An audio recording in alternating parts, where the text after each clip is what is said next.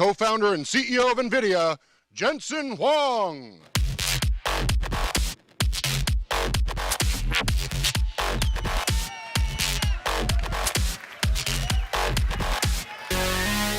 I love you too. I love you guys. Hello, Austin. It's great to be here. I can't imagine a better place to hold this event than the premier DreamHack in North America. This is the largest digital festival, as you guys know, in the world. Started in Sweden. This is a place where gamers, digital artists, and people who just love computer get together.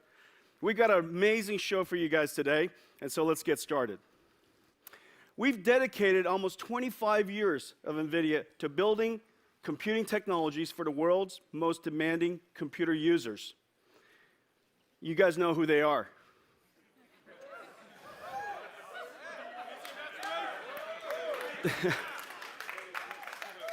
Digital artists, designers, scientists, gamers, and dream hackers. You know that video games, computer games, started in our generation, and it was made possible by computer technology. The computer technology of microprocessors and mass ROMs made it possible for the Atari consoles to come along. In the 80s, two fundamental technologies made it possible for the PlayStations to be created. First is custom chip design called ASICs, and the second is CD-ROMs. In the 90s, with Windows 98 and Direct3D, it made it possible for us to start the PC gaming revolution that we know today. But what makes the PC gaming platform so special is that it's also open, so that technologies can come in and out of this platform, so that hackers, designers, engineers can continue to advance this platform, making it better and better all the time. Today, PC gaming is much, much more than gaming. You guys know that all kinds of formats have come and gone, but yet the PC platform is evolving and thriving. All kinds of new types of games, whether it's RTS or RPG or first-person shooters. The fact of the matter is gaming is more than gaming, even. It's now a sport. It's much bigger than a sport. It's a spectator sport. 300 million people around the world enjoy esports today as spectators. And also, because of the amazing technology of gaming, it is now also an artistic medium. Amazing engines like UE4 make it possible for people to create their stories and create shorts and amazing movies using video game technology. Video game technology, PC gaming, has really, really thrived, and it's made it possible to enable all of these different ways to enjoy PC games. And now, of course, there's also VR. We've dedicated ourselves to advancing this platform, and today we have some really, really groundbreaking stuff we want to show you. Several thousand engineers worked in the last several years to make today possible. It is really amazing what they've done. Today I want to talk about four things. Four fantastic things. The first is a new art form. I also want to talk to you about new sound. A new king.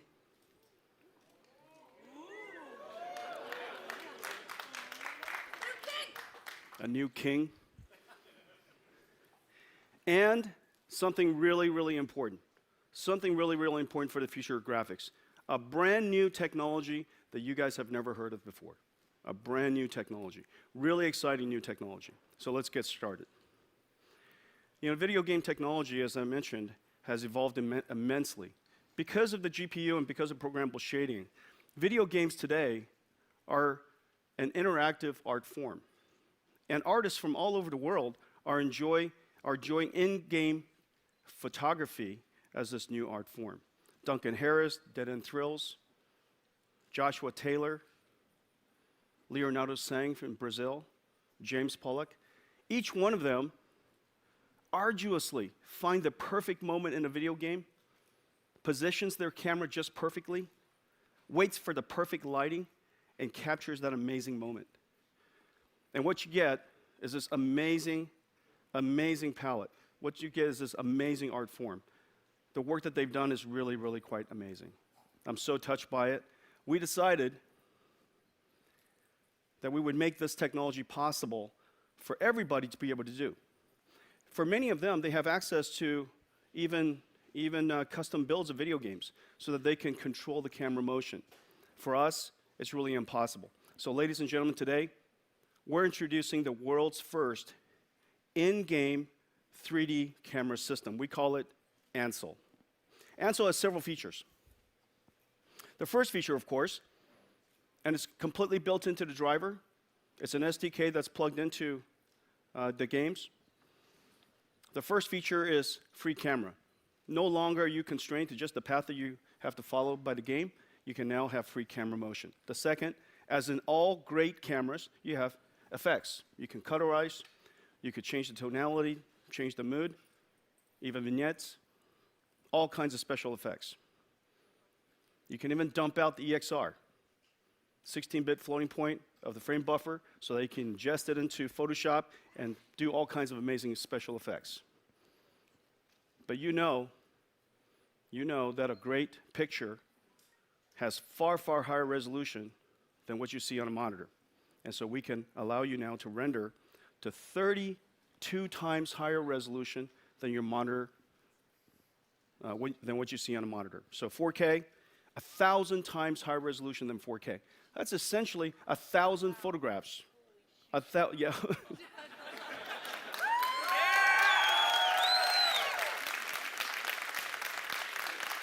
Imagine a photograph with a resolution of 1,000 iPhone 6s. Crazy levels of resolution. And of course, don't forget, we are a 3D graphics company after all. And you are in one of the most amazing virtual environments you can imagine. And these environments are now so beautiful, technologically so advanced, artistically so beautiful. Why shouldn't you take it in full 360 stereo?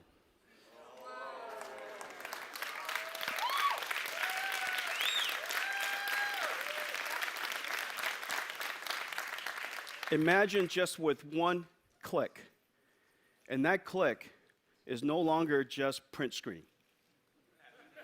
You guys know what I'm talking about. I love this moment, hit print screen. I love this moment, hit print screen. No longer are you constrained to just that.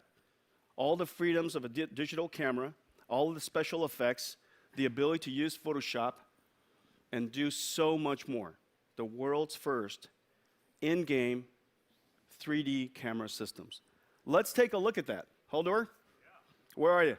Yep, I'm here. So this game you've probably all seen before. This is The Witness, and it's a beautiful game. And as you're playing it, you'll often get into the situation where you just want to capture the moment. You know, what's on the screen, you want to turn that into a picture. Now in this game, water is actually an obstacle, and for this specific shot, I would like to get actually over the brook. So the way I do that is I enable Ansel, which now allows me to move the camera in any way I want to. So I'm starting here to frame my shot. I'm going to move a little further back. And then I am going to tilt the camera a little bit for dramatic effect. Not too much, though. Just a little bit.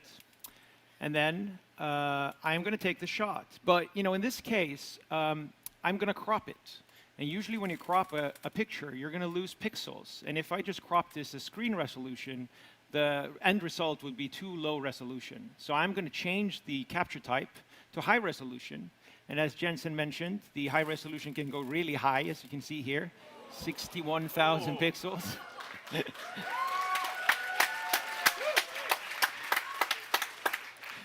Before this demo, we're going to leave it at 5x.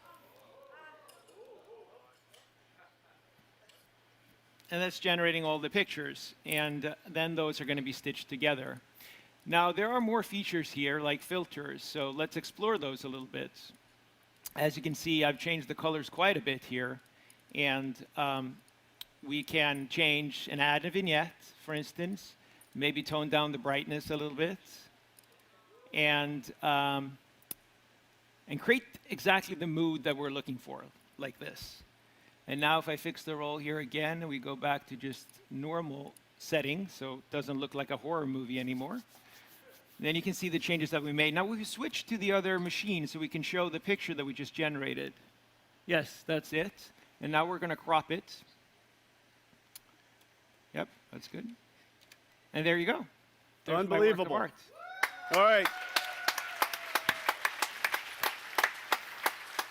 Now, Holger, let's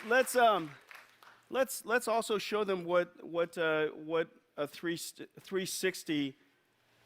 Yeah, let's do photograph that. looks like. Yes, exactly. Because, you know, like the picture we just took is just, of course, the viewpoint that we saw. But, you know, often you have something which you want to share the full environment, the full experience. So let's take the slider all the way over to 360 stereo and generate a full sphere of the environment. And now we can look at that actually on an HMD. If we switch to the Vive display, Okay. which is actually ready. So here I am. I'm holding on to this. Yeah. A one-click.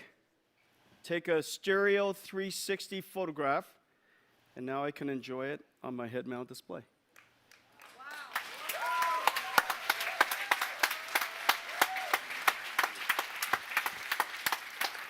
Is this amazing? Isn't this fun? Isn't this fun? And you'll get to see your game like you've never seen it before. Look at that. Isn't that amazing? But you know what? We have an even more popular way of enjoying VR.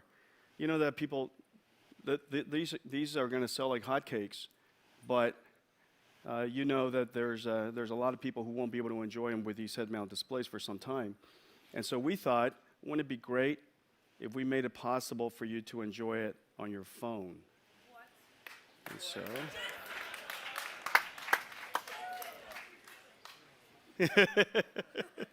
Yeah, so here we have You the guys same ready? technology integrated into The Witcher. And All right, so this is Witcher. Yep.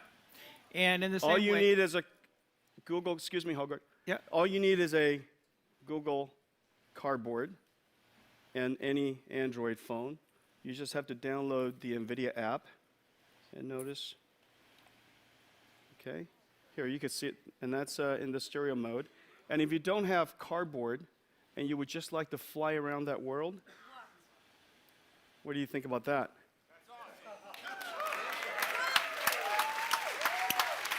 Is that amazing?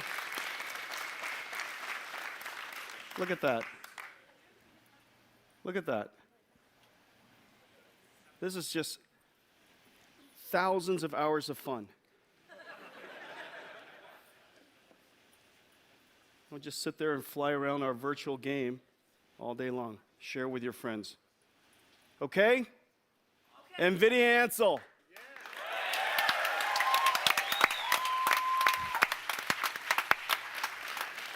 The world's first in-game camera system.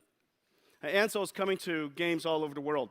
Division, The Witness, Lawbreaker, The Witcher, the next generation, the next version of DLC of Witcher, Wild Hunt, Paragon, No Man's Sky, Unreal Tournament, and so many more. The developers that we've presented this to are so excited about it because they want you to be able to enjoy the worlds that they've created in all kinds of ways. And now, for the very first time, for people who are in love with in-game photography, you can now share it with your friends all in VR. Speaking of VR. Well, VR is about simulating reality. And as you know, reality behaves according to the laws of physics. And in order to allow your game to behave according to the laws of physics, you have to do physics simulation. We're today announcing a major upgrade to our API called VRWorks. We're going to include physics into VR for the very first time. When you include physics into VR, balls will bounce like balls, fire would burn like fire, smoke would behave like smoke. When you tip something over, it falls, behaving like the behavior according to laws of physics. Water flows like water. That's the benefit of having a physics simulation in real time. And you know that PhysX is the world's first real-time GPU-accelerated physics simulation. By connecting PhysX to your haptics controller, all of a sudden, you have collision detection, and when you touch something, it vibrates. And so now the world interacts with you with physically based haptics. Now, one of the grand challenges of audio is geometrically modeled, physically modeled acoustic models. This is something we've been working on for quite some time. We're now today announcing the world's first real-time, physically modeled acoustic simulator. This is based on our engine called Optics. Optics powers our GPU-accelerated, physically based ray tracer called iRay. And so today, using the same technology, we've been able to bring it to audio processing. Now, you know that today's conventional audio basically works, it could be positional, but it's directional. The sound comes directly from that, whatever that direction is, but it doesn't interact with the environment that you're in. We know very well that sound propagates through waves, and the waves behave, bounces off, gets absorbed by, gets occluded by the physical structure we're in. Doing that physical simulation, physically based simulation, takes an enormous amount of computation. We created an engine that runs on top of the optics API, that runs on top of our GPU. For the very first time, we're able to do this in real time, so that we can simulate each one of the environments in an acoustically accurate way. So now when you're moving into a hall in virtual reality, it sounds like a hall. When you walk into a hallway, it sounds like a hallway. When you walk into a stadium, it sounds like a stadium. When you walk into an atrium, where you have hallway on one side and the atrium on the other side, it sounds according to that. The simulation model is all computed in real time. One of our GPUs can compute thousands of these rays, bouncing all around these environments, accumulating it, and turning it into a convolution filter. That filter is then applied to each one of your ears, to the audio stream that you hear, and as a result of that, you hear VR sound. I can't demonstrate it to you guys because you're not in VR. Okay? We are already enjoying reality at the moment. So everything where that's right, that sucks. Did you say it rocks or it sucks? VRWorks Audio, the world's first physically based acoustic simulator engine. Okay? Amazing.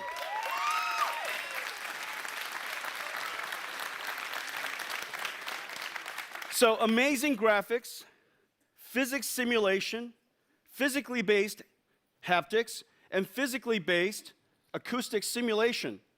All of that has been upgraded into VRWorks. So how do we help you guys enjoy this? Well, what we've done is this. We've created this amazing VR experience we call the Nvidia VR Funhouse.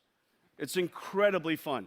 And it includes all of the technology that I just talked about into one singular experience. Things will behave according to physics. Of course, things are beautiful. They're just very, very cute. You can interact with it and connect it to haptics. You can almost feel this world. Let's take a look at the video.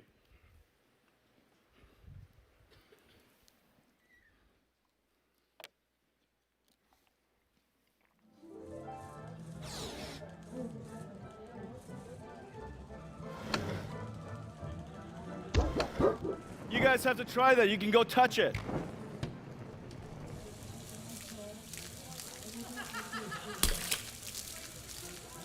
Tell me that's not fun.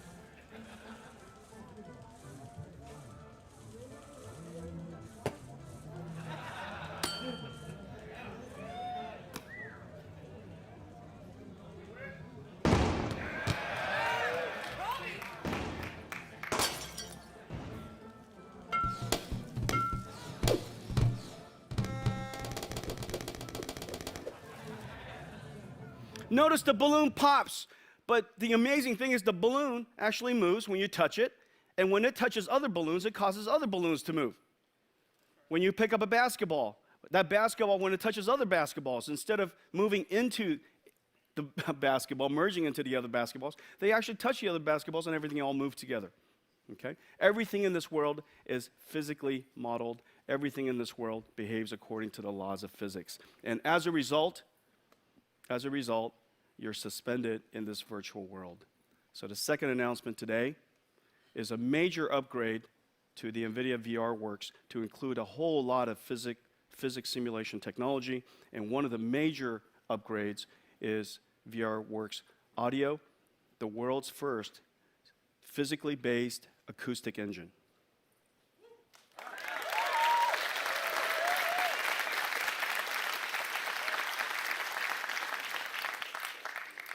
The production value of games has really increased over the last several years. Partly it's because the video game market is now so big. It's now $100 billion large. And the game developers, competing for your benefit, competing for your business, continues to make games better and better all the time. The production value of games has gone up. But recently, in the last several years, a second factor has really turbocharged it. And that second factor is the fact that all of the game platforms in the world, game consoles and PCs, are now based on one unified architecture, one basic architecture. It is all exactly the same architecture as a PC today. Instead of fragmented architectures, where it's impossible for game developers to overinvest in any single platform, and they have to dedicate a lot of their engineering to porting games over and over again, now they have one single platform they can focus on, one single architecture essentially to focus on. As a result, the production value of games has gone up dramatically, and you can really see the difference. The games that we're seeing now, the technology is really quite spectacular. They're just so beautiful. Physically based materials, photogrammetry. Using photogrammetry technology, they're able to essentially take photographs of the world, reconstruct it into 3D, and turn it into a video game. Atmospheric lighting, particle effects, incredibly large worlds, really, really rich geometry, ray trace shadows, soft shadows, high dynamic range lighting. The games are just so beautiful today. Let's take a look at some of them. So this is the first one. This is Tom Clancy's Division from Ubisoft. I mean, you would think that you're walking downtown New York. Okay, maybe 10 years ago. It's cleaner now. The snow looks like snow. The snow falls like the snow would. The materials are physically based, and that's why they look so realistic. The animation is fantastic. The amount of geometry is just enormous. High dynamic range. You would think you're looking at a photograph. And so imagine doing Project Ansel, Nvidia Ansel on this, and you can capture all kinds of beautiful moments. Okay, let's take a look at another game. This is Lara Croft. Lara to all of us. We know her by her first name. This is Tomb Raider. Physically based modeling of materials. The geometry is so rich, based on photogrammetry. High dynamic range lighting. Volumetric lighting. You can see the light pierce through the atmosphere. It's just really, really beautiful. Just the amazing amounts of detail that we see in games today. Let's take a look at another one. This is Electronic Arts, Mirror's Edge.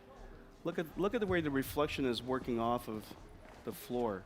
You can really sense the roughness on that floor and the polish, I guess the ripples and the polishness of that floor. They're everywhere these days. The lighting is just beautiful. The indirect lighting is amazing. Now you're outdoors, you got high dynamic range.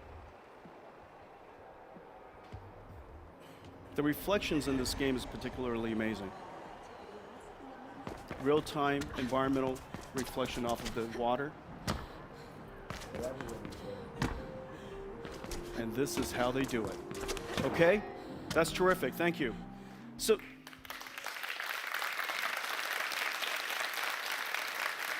this just gives you a small taste of the amazing quality production value of games today. Everything you were looking at just now, all of those games were fully maxed out in quality. Every single quality knob was maxed out. And every single game was running over 60 hertz all the time. And that's why it looks so beautiful. That's why it's so silky smooth. That's why it brings so much joy to all of us.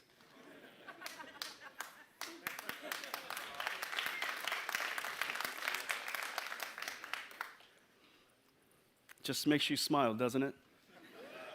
Just makes you smile. All of those games were running on the Nvidia GeForce GTX 1080.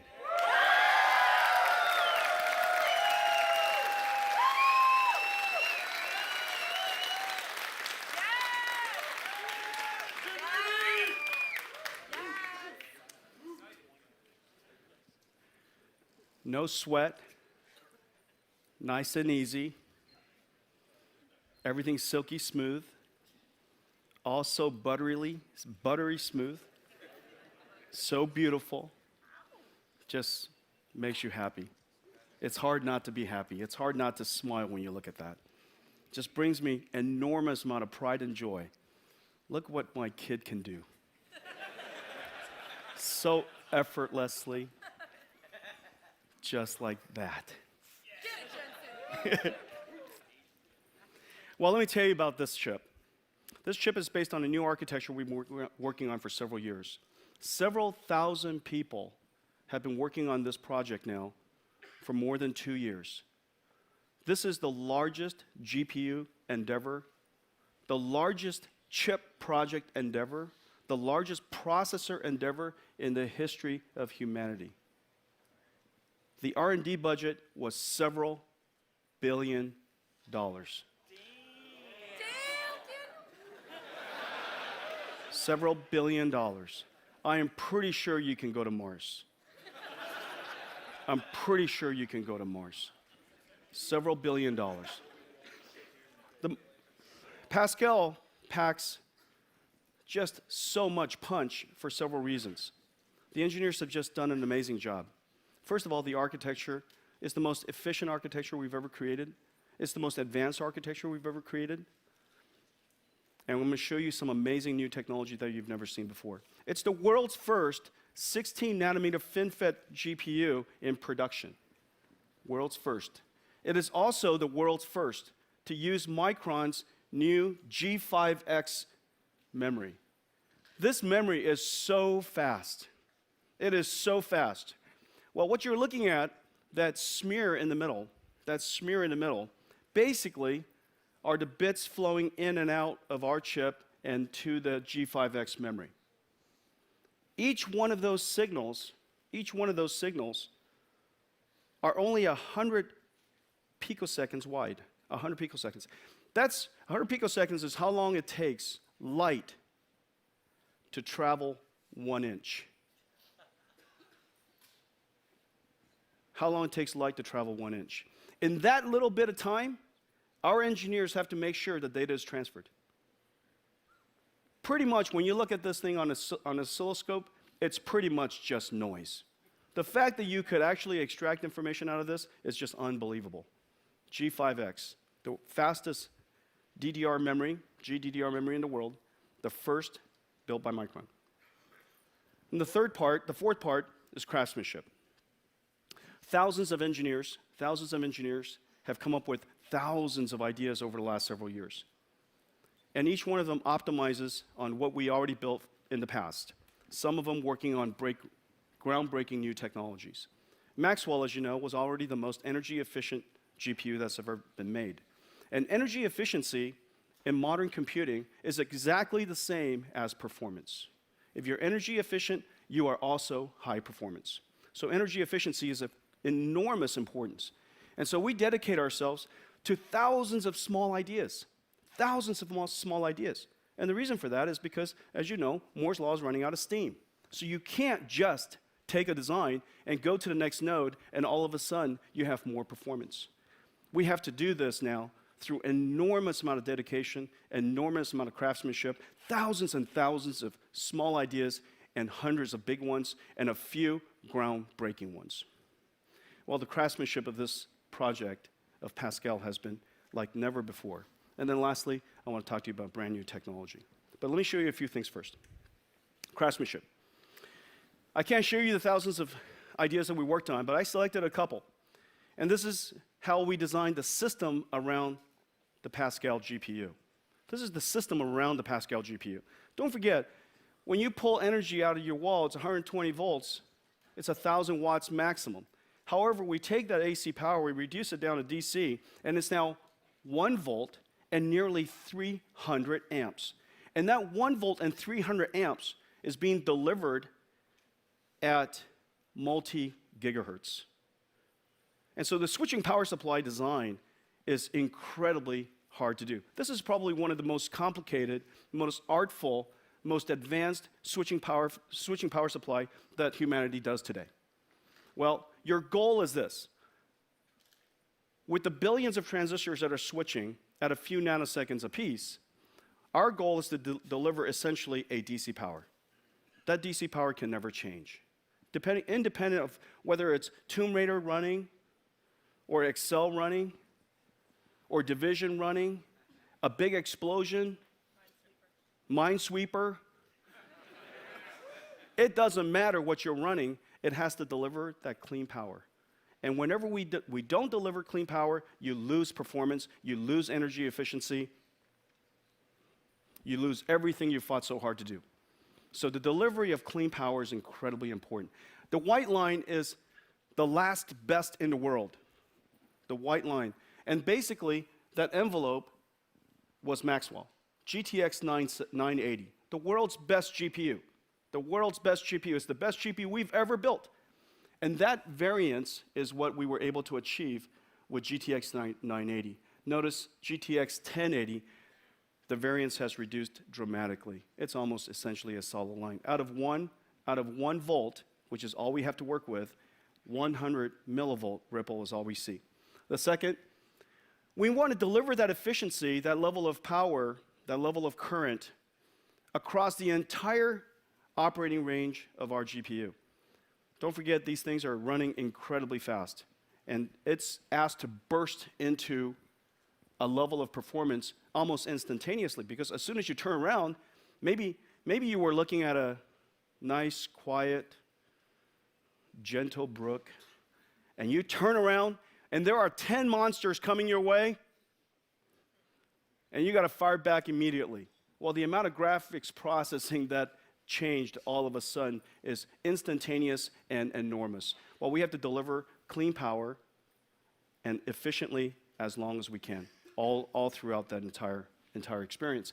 And so notice in the case of GTX 980, our efficiency, it was excellent. However, the 1080 took it just another level.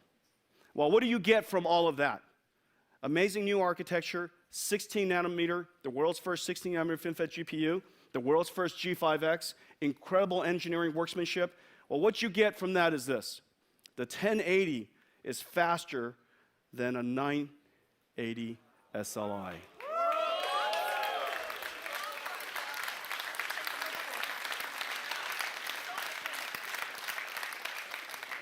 .1080 is faster than 980 SLI. But a 1080 is way faster than the fastest in the world today.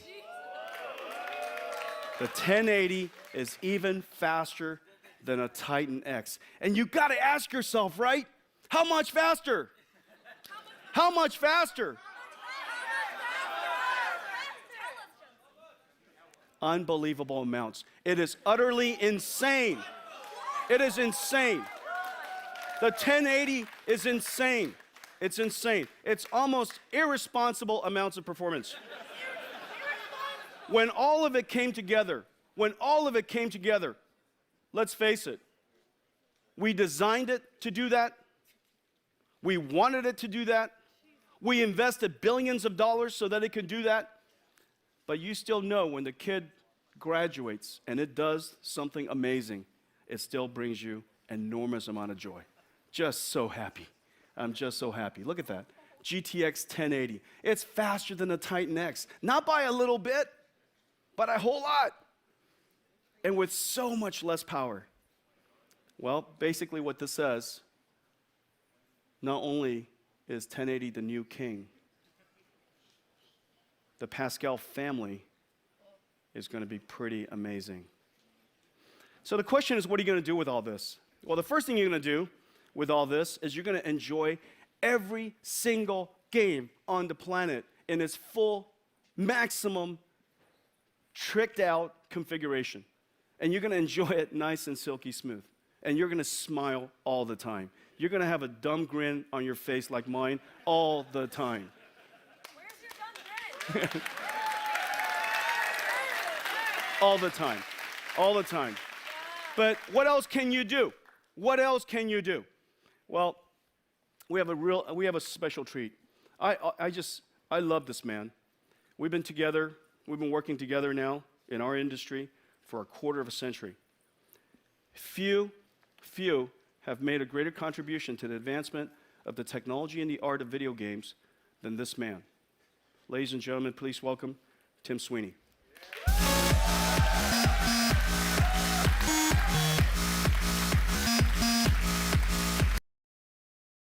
It's great to see you. Now, you don't get an introduction like that every day, brother. Yeah. Paragon. What is Paragon? I don't know what you. I don't even know what you're talking about. I don't. Are you one of the early adopters, early previewers, game testers of Paragon? All right, you're the man. All right. So anyways, we could talk about all kinds of stuff. We could spend here. We can talk all night. And then tonight, after this, we will talk all night. I mean, there's so much that's happening in the game industry. I mean, one of the first things, of course, 25 years ago when we first started both of our companies, and we were trying to revolutionize gaming with PC gaming. There was a lot of technology to create. There were a lot of issues in the industry, but we worked through an enormous amount of it.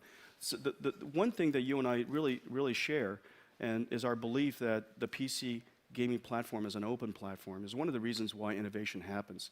You know, could you? What do you think about that? Yeah, absolutely. You know, it's the openness of the PC platform that's made it the center of innovation for the entire technology industry for at least 30 years. The GPU revolution started right here on PC before DirectX even, with OpenGL and its predecessor libraries. The VR revolution now is being driven on PC, where the open architecture means that you can combine Nvidia GPUs and VR headsets from multiple manufacturers together, and everything just works. It's an awesome platform, which means that developers from a wide range of industries with a wide range of games and different tastes can all contribute to it in amazing ways. It's the world's best platform for all kinds of gaming, whether it's MMORPG, whether it's first-person shooters. It's going to be the best platform for VR. It's just the best platform for a lot of different things for that very reason. That the entire world, the smart engineers of the entire world, can all contribute to making that platform better. And because it's wide open, it allows all of us to innovate at will. Yeah, absolutely. And at every point in history, PC has always had the absolute best graphics hardware available. That's an important point in the progress of the industry. And it improves every year, thanks to you. Thank you. And so, but if not for Unreal Engine, all of that horsepower would be in the car, and nobody would be able to enjoy it. And so no, you know, it is really not an understatement. And I think all of these people in the audience would surely agree that if not for the Unreal Engine, computer graphics today, gaming graphics today wouldn't be nearly as beautiful, nearly as advanced as it is. Thank you. And so Tim, we're here to talk about, and you and I haven't spoken yet, and I'm dying to know what you're going to say. And so we just never rehearse. That's our thing. And so we got to just talk on stage. I mean, the thing that I'm dying to know is what are the things that you can do when you have graphics performance like a 1080 and you have capability like Pascal? What are the type of things that we can look forward to in terms of the future of gaming graphics? Well, you know, this new level of performance you're delivering really bridges the gap. You know, historically, there have been two branches of the computer graphics industry. There's been, you know, world-class photorealistic movie quality CG rendered offline, you know, at hours per frame on these very high-end server clusters. And then there's been real-time graphics powering PC gaming. But we're at the point now where we can ask, can we not have both? And so here I'm looking at something that is a photograph. I mean, it's an amazing photograph. I think this is what you guys do with your. This is a character study. This is how you guys designed the characters of Paragon. Yeah, that's right. Paragon is the new MOBA from Epic Games that combines the classical elements of MOBA gameplay with very high-quality graphics. And as we go about designing new characters, we create these visual prototypes to ask, what is the absolute best visual fidelity we should strive for as a team? We do a lot of these experiments. They're often running at 1 or 2 or 5 frames per second. And we ask ourselves, what is possible? And then we strive to achieve that in real time. And this is what this is? This is a character study of something you can do in 1 or 2 or 5 frames per second. And so what are some of the special effects that we're looking at? I mean, how did you guys, this looks amazingly beautiful. What makes it beautiful? Well, we're seeing a very realistic material model, a physically based material model that simulates the microscopic interactions between light and the properties of a material. So you get really nuanced appearances to the metal on the character's armor, and the light transfer through his skin, the shading on the hair, and all of these other physically based effects, which we now generate not by just sitting down and winging it, but we actually study real objects in the real world, hair of real people, skin. We go out with photogrammetric utensils, little light meters, and all sorts of other devices, and actually measure the real world. And then we iteratively improve what we have in the engine until we've actually matched it and achieved it. So physically based materials, we're looking at the skin shader, obviously. Our skin has permeability, so there's this notion called subsurface scattering. Light comes in, picks up on some of the tint of your blood and your flesh, and then it scatters in all kinds of directions, and it gives you that lively look instead of a chalky, cartoony look of skin. The cloth is materially, physically based, and looks like cloth. And the thing that's really, really cool is it's just the shiny material looks so real. It just looks so incredibly real. And so this is something that today, of course, we can't enjoy in real time. However, it sure would be amazing if we can enjoy this someday in real time. Yeah, perhaps someday you can create some GPU technology that will make it possible.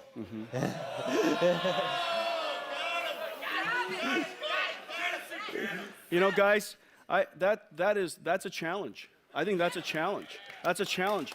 And, Tim, I would like to just tell you that someday has arrived.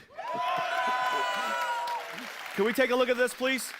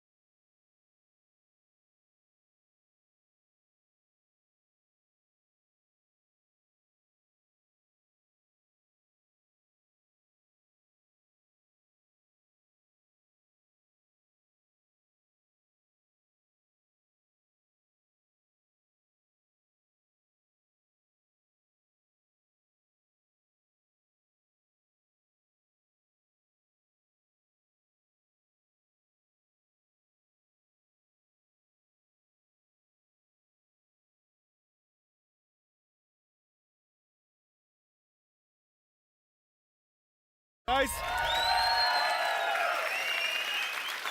what do you think? Now, I hope you guys realize everything was running in real time. That was not a movie. That was computer graphics generated in real time, courtesy of the amazing team that Tim leads at Epic. This is the future of graphics available today. Available today. Thank you, Jeff. Thank you, team. Good job, Tim. So amazing, so amazing. Hey, guys, you know, just for kicks, let's take a look at some of the clocks. Can we? You guys want to take a look at the clocks? It's up there. Can you guys see it? I know, it's insane. It's ridiculous. It's ridiculous. The GPU is running air-cooled. Air-cooled. The GPU is running at 2.1 gigahertz. That is the fastest clocks of a GPU that has ever been achieved. Water-cooled or air-cooled. Air-cooled or water-cooled. I think the only faster is a Maxwell GPU immersed in liquid nitrogen. And only barely. And only barely. Because of the amazing craftsmanship, because of the engineering that has been done on this product, its overclockability is just incredible. And look at that. It's running at just a nice, cool as a cucumber, 65 degrees C. 67 degrees C. You guys added 2 degrees to the room. You guys, all of you added 2 degrees to the room. Incredible. The invention of the GPU, as Tim was saying earlier, the invention of the GPU, the invention of programmable shaders, has taken computer graphics to just an amazing level. The technology is just really quite amazing today. And notice just the amazing beauty that you see. It's so realistic. Tim and I were up here talking just now, and frankly, we believe that in the next couple of years, we're going to leap across the uncanny valley. That it's possible for us now to recreate humanity, recreate human characters in a way that is not only realistic, but utterly attractive. And so this is quite an amazing time with computer graphics. But there's another revolution that's happening. There's another revolution that's happening. And it's really, really a big deal. Just as we invented programmable shaders and GPUs and it's enabled this level of computer graphics and realism, there's another revolution that's happening, and it's revolution of displays. Resolution of displays is going up. The color depth of displays is going up with high dynamic range. Displays can now be curved. Displays could be put into a dome. There's all kinds of display technology that's happening. HMDs, VR HMDs, and also all kinds of other displays, whether it's lenticular displays, whether it's light field displays, holographic displays. There's all kinds of display revolution that's happening. Augmented reality, VR, all kinds of stuff. And what is in common with all of them is the ability, the need to be able to multi-project, to project a particular scene into all kinds of displays, into all of its displays, and to project a particular object into multiple eyes at the same time, into stereoscopic at the same time. The ability to project one scene into multiple monitors is just not the way 3D graphics was designed. The way 3D graphics works today, you have a 3D world, this virtual world, the 3D world, and we see it in a perspective view projected through a viewport that ultimately represents our canvas, our monitor. And so we see a 3D world, it gets projected in a perspective way through a viewport, and we see the object. And we see the object in 3D. But in the final analysis, what you're looking at is a 2D image. It's just a moving 2D image. And that 2D image is so beautiful, and it's behaving in such a realistic way that it appears to be 3D. It's mathematically in 3D, it's projected into a 2D display. Well, this has some limitations because this particular pipeline really can only handle one viewport at a time. And so what we've done is we've created a whole new part of our system. We call it the simultaneous multi-projection pipeline. Now what we're doing from now on, our GPUs will be able to simultaneously project the 3D world through 16 independent viewports that can be controlled independently. 16 viewports with independent projections from 3D to 2D, and then composite it in a way that you desire so that we can enjoy it in all kinds of interesting display technologies. Okay? So simultaneous multi-projection. Not only is it 16 independent, it could be projected into stereo simultaneously, all in one pass. Now, there's an alternative to doing this. There's an alternative to doing this. We can actually render each one of the viewports independently. So that's one obvious way of doing it. We could render stereo one at a time and therefore lose half of the performance or require twice the number of GPUs to do so. Okay? And we do that on a regular basis today. However, with this new system, whatever is rendered in the world can now be projected into 16 independent viewports, which can be controlled independently, and we can also simultaneously project it into stereo. So the question is, what can we do with that? The question is, what can we do with that? Let's take a look at the first application. So the first application is this. So let me before I show you, this is what, notice, this is, you see the viewport that's surrounded by the green lines, the 3D world, the virtual world, okay, the mathematical three-dimensional world are the 3D objects up on top. And you're looking at it through this viewport and it's transforming it through this viewport in a perspective-correct way to the camera. To the camera. This is a virtual camera, and conceptually, that's where you're sitting. Conceptually, that's where you're sitting. And so now you're looking at the world through this viewport, and that world is a 3D world. However, if you would like to, well, hey, Tom, can we do this? Can we move it around? Let's move that viewport around.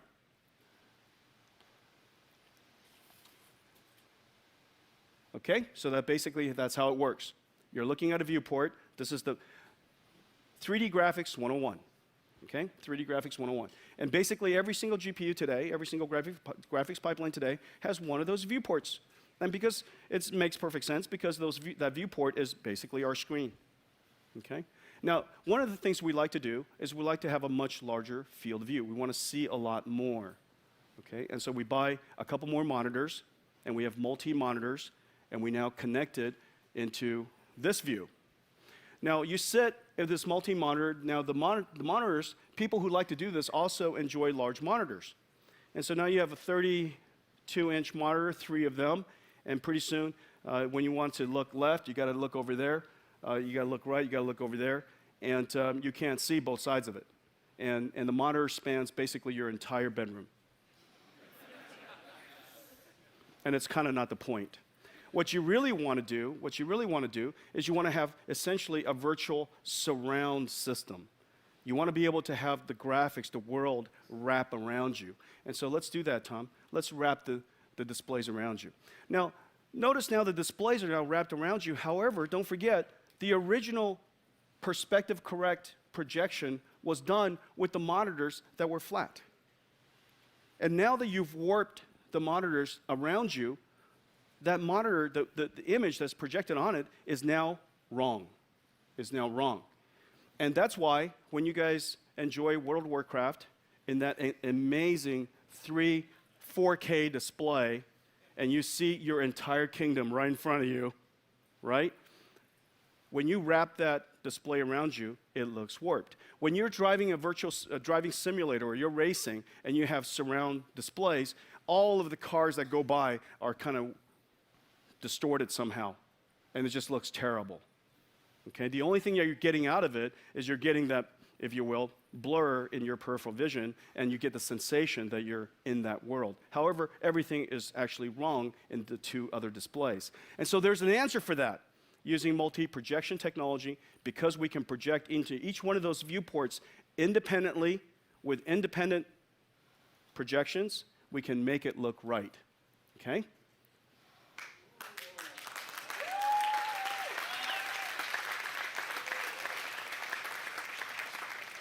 Now, there's a solution for this today. Just buy 3 graphics cards. And in fact, that's what people do.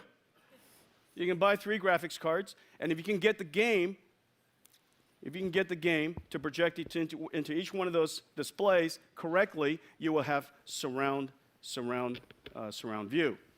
However, with GTX 1080, with Pascal, we can now do one single pass into 3 independent projections, and now you get surround graphics, surround view for free.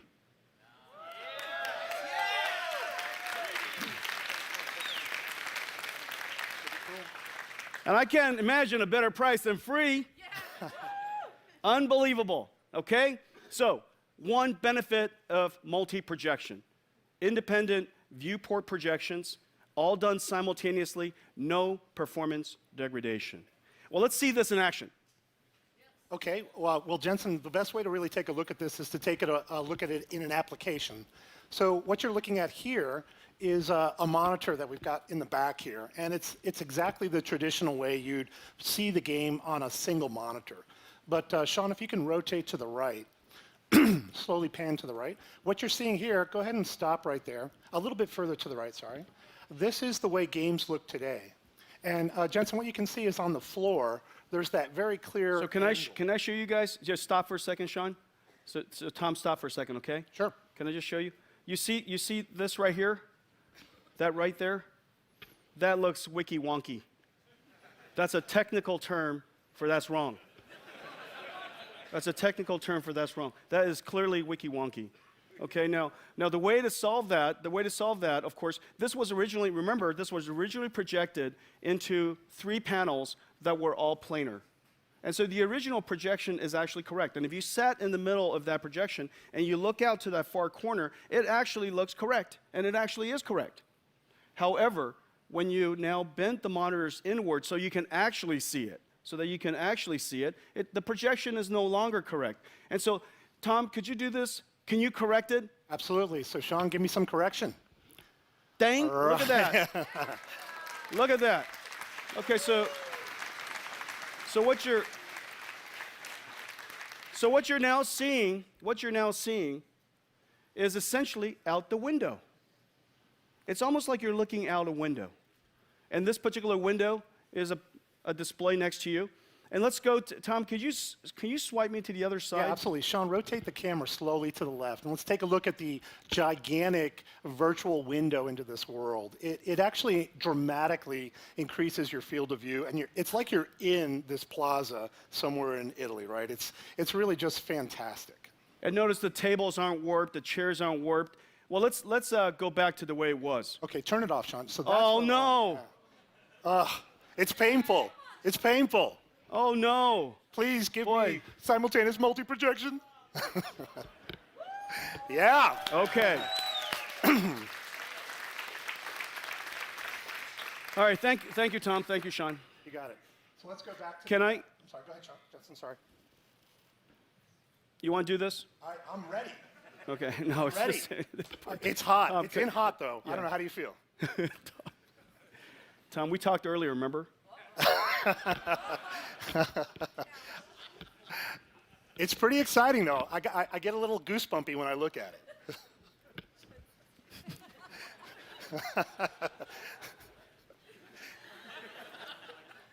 Is this on the internet? All right. So Tom, Jensen, I know you know what you're looking at. Tom, Yeah. Fish, is it me or is it? Can I just, Tom? Yeah. Could I do this for a second? Yep. May I just finish? Absolutely. All right. Thank you. All right. So, what is this?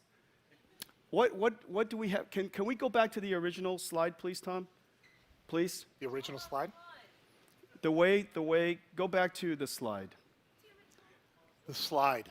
Okay. So now we have. Tom, you do it. What's that? Okay, so let me just explain what I think we're looking at here. This is VR. And in VR, you actually have... Tom, I was being sarcastic. Oh. I wish I could see your face. I bet it's not happy.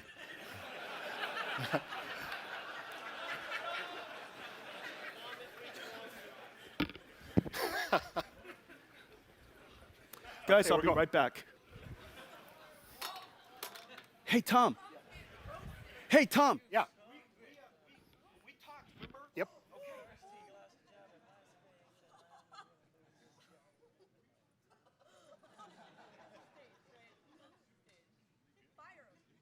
No, he's my best guy. You should see some of the other guys.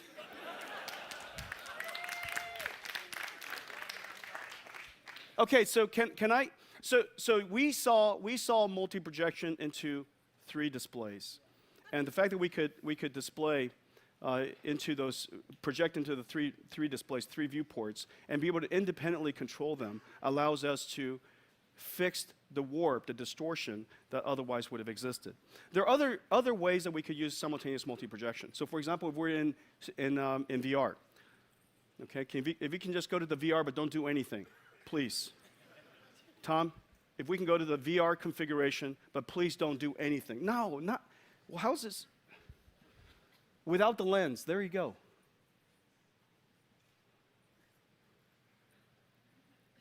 I'll let you know when it's the next thing to do, okay?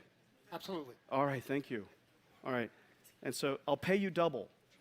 Sweet. I'm in. I'll give you whatever you want. Just let me finish my job before DreamHack actually starts. Okay, so this is using multi-projection of the same world now into 2 eyes, okay? Now, when you're seeing something in stereo, of course, you see 2 different projections. Now, why this is really valuable? Now, before I tell you why this is really valuable for us to do the independent viewport control, the way that you enjoy VR is you put a lens, because your eyes are so close to the display, you can't focus on it. And so you put a lens in front of it, you put a little lens, it's like a magnifying glass, and now you can enjoy the display that's literally an inch away from your eyes, and you could look at that display. However, as you know, all lenses have distortion. All lenses have distortion. And so let's go ahead and put the lenses in. And so I was hoping to see distortion.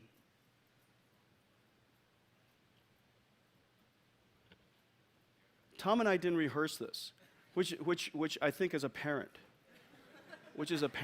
And so what you should see is this. You're projected into the front of the lens. When it comes out of the back of the lens, it's now distorted. And the way that we solve that problem is we pre-distort the image. We stretch it out all really far on the edges. We pre-distort the image. Then now when it goes into the lens, when you look at it, it actually looks right. The problem with that is that because we rendered all these stretched out pixels that we are never going to show, you never see it. We rendered it for nothing. We wasted a whole lot of performance. And you know that it is so difficult to achieve performance at all in the first place with VR. We're trying to achieve 90 frames per second, and it's so difficult to do so. And so as a result, we can't afford to waste any pixels. The way we solve that problem is this. Instead of those 2 projections that you see, we turn those 2 projections into 4 projections per eye. Then we orient those 4 projections in such a way, such that the image is distorted properly coming in. And we don't have to stretch it all out. So we distort effectively the viewport transform. And now that it goes through the lens, it comes out on the other end. Sorry. I know. Sorry. It's coming in hot. We still love you, Tom. There you go. We still love you. And so now notice what's actually happening. The 2 viewports, the 2 projections, are now broken up into 4 projections each. And each one of the 4 projections are configured to be lens matched. We call that a lens match shading. And so as a result, the 2 projections became 8 projections, but they're all single pass anyhow. And they're configured so that it distorts the image properly. And now we render and shade and process each one of the pixels in the most conservative possible way. No waste whatsoever. to waste as little processing as possible. The flip side of not wasting, is you get a huge boost in performance. You get a huge boost in performance. And so it just depends on what experience we're talking about. It could be 40, 50, 60% boost in performance. And so here you are, you have GeForce GTX 1080. That's already way faster than a Titan X. And then now you get multi-projection through your stereo. You get a huge boost on top of that. Well, as I mentioned earlier, not only do we get multi-projection on 16 different viewports, all configured independently, all in one pass, all done in the pipeline, we can also project to both eyes in stereo in one pass. And so let's take a look at the implication of that. And so now you're looking at a particular experience. This is VR experience. And this is a very, very, very lovable monster. It has an enormous amount of geometric complexity. The more geometry you have, of course, the richer the character looks. The more geometry you have, the more lighting you have to do, the more shadowing you have to do. And so the amount of processing is actually quite significant. Remember, you're running this on a 1080. This is now the fastest GPU in the world. You're running on a 1080. And now, it's, as you can see, there's a little bit of stuttering. Let's take a look at the frame rate counter, please. This is on a 1080 running about 60, 70 frames per second. Now, 60, 70 frames per second is really, really fantastic, but not in VR. When you're in VR and you want to see everything in 90 frames per second so it's silky smooth, so that the latency is as short as possible, any stuttering really gives you a little bit, kicks you out of that sensation of virtual presence. And so you really can't afford to have any stuttering. Now let's turn on single pass stereo.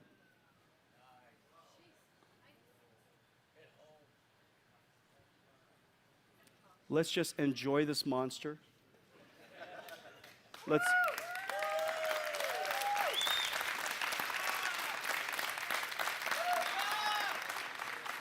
Let's just enjoy the presence of this monster. She's so beautiful. Could be a he, could be a she. No, I would not call this Tom.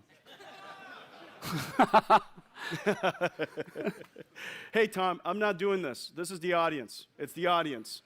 96 frames per second, single pass stereo, unbelievable. All of this because of multi-projection. Ladies and gentlemen, simultaneous multi-projection.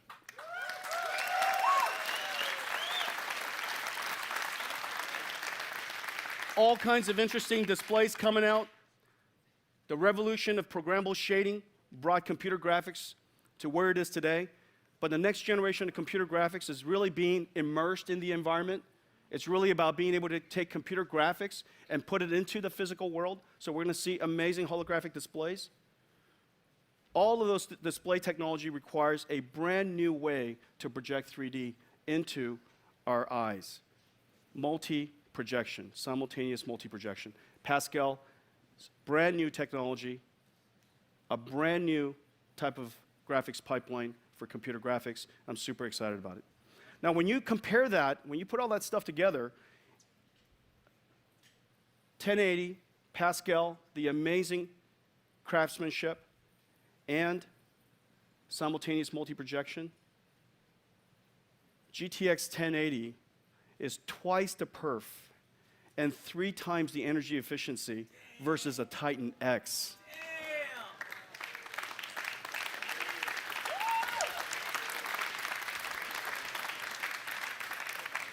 Twice the performance of a Titan X, 3 times the energy efficiency, and crazy amounts of overclockability. Just crazy. That is the GTX 1080. We're so proud of it. I'm so proud of all the engineers that have made it possible. We made a small video for you. Let's run it.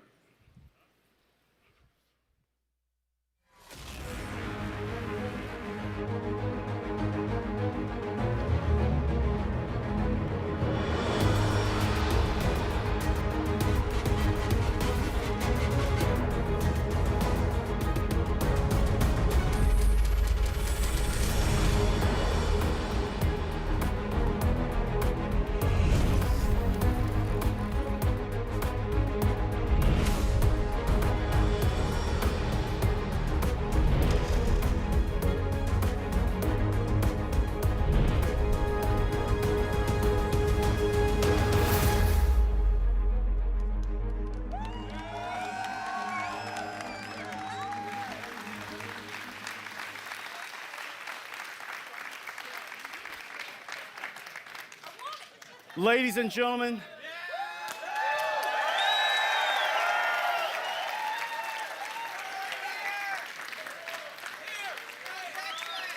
the new king, GTX 1080.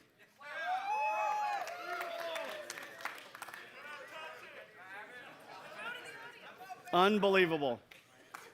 Twice the performance of Titan X, 3 times the energy efficiency. Need the clicker.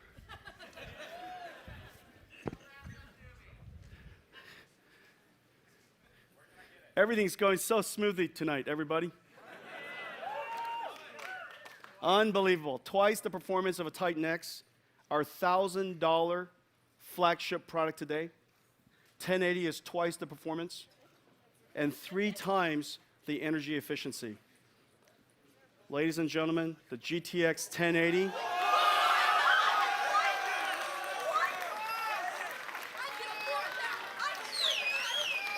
Nine teraflops, 8 gigabytes of G5X, the world's first G5X memory from Micron, $599 MSRP.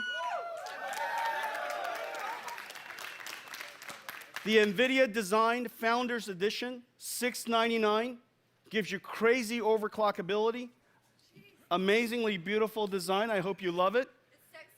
Twice the performance of Titan X and 3 times the energy efficiency. General availability around the world, May 27th.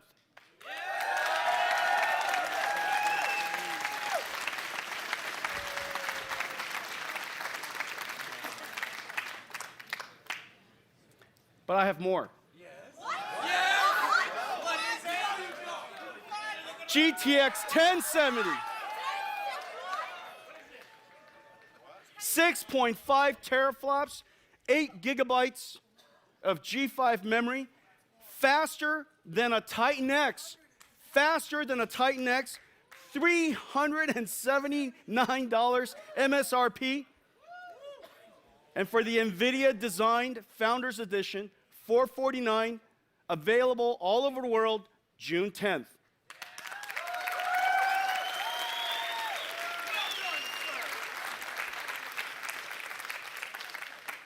The best GPU architecture we have ever created, the best GPUs we have ever designed. This is really, really a special moment. So that's it.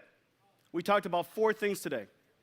Our mission is to build computing technologies for the most demanding users in the world. For gamers, for designers, for artists, for scientists, for dream hackers. Today, we're so happy to take it to the next level. This is the work of several thousand engineers, almost 3 years, billions of dollars of R&D, and we announced 4 things. The world's first in-game camera system. Do you guys love it? NVIDIA Ansel. A major upgrade to VRWorks,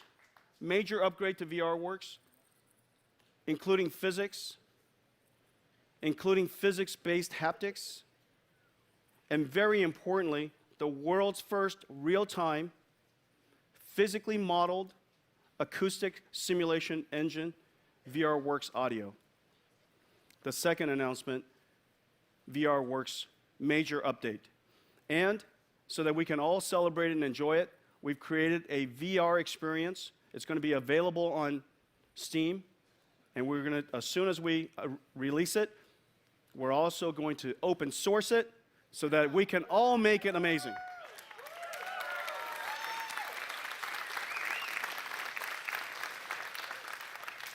Third, a brand new generation of GPUs.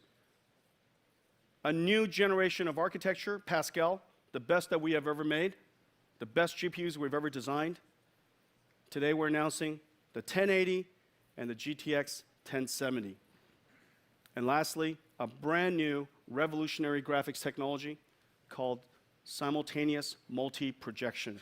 Allows us to take graphics into all kinds of cool new display technologies so that we can enjoy it, whether it's in surround with the correct perspective projection or with incredible performance in VR. And there are so many more new projector technologies and display technologies coming. Pascal is going to be ready for all of that. So that's it, everybody. Have a nice night. Welcome to DreamHack.